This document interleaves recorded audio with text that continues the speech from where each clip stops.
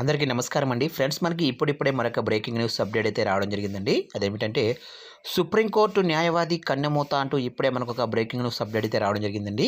అయితే ఇందుకు సంబంధించిన పూర్తి వివరాలైతే మన వీడియోలో తెలుసుకుందామండి. వీడియో మాత్రం ఎక్కడా స్కిప్ చేయకుండా చూడండి ఫ్రెండ్స్. అప్పుడే మనకి పూర్తి సమాచారం అయితే తెలుస్తుంది.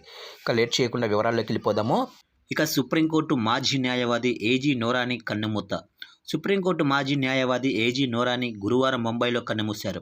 ఆయన వయసు 93 సంవత్సరాలు. అత్యుత్తమ న్యాయ పండితులు, రాజకీయ వ్యాఖ్యాతల్లో ఒకరిగా నోరాని గుర్తింపు పొందారు.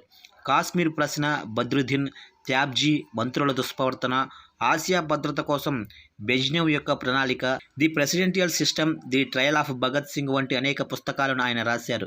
ఏజీ నోరాని రాసిన కాలం Hindustan Times, the Hindu, the Statesman వంటి వివిధ పత్రికల్లో వచ్చాయి. ఇక 1930లో బొంబాయిలో జన్మించిన ఏజీ నోరాని 1960 ప్రారంభంలో రాయటం ప్రారంభించి వందలాది వ్యాసాలను రూపొందించారు. న్యాయవాదిగా బాంబే హైకోర్టులో ప్రాక్టీస్ చేశారు. రాజకీయ ప్రత్యర్థి జయలలితకు వ్యతిరేకంగా తమిళనాడు మాజీ ముఖ్యమంత్రి కరుణానిధి తరపున ఆయన హైకోర్టుకు హాజరై వాదనలు వినిపించారు. ఏజీ నోరాని మృతి పట్ల పలు రాజకీయ పార్టీలు సంతాపం తెలిపాయి. ఇక నోరాని మరణం బాధాకరమని నేషనల్ కాన్ఫరెన్స్ నేత ఓమర్ అబ్దుల్లా వ్యాఖ్యానించారు. ఎంఐఎం అధినేత అసదుద్దీన్ ఓవైసీ కూడా సంతాపం తెలిపారు.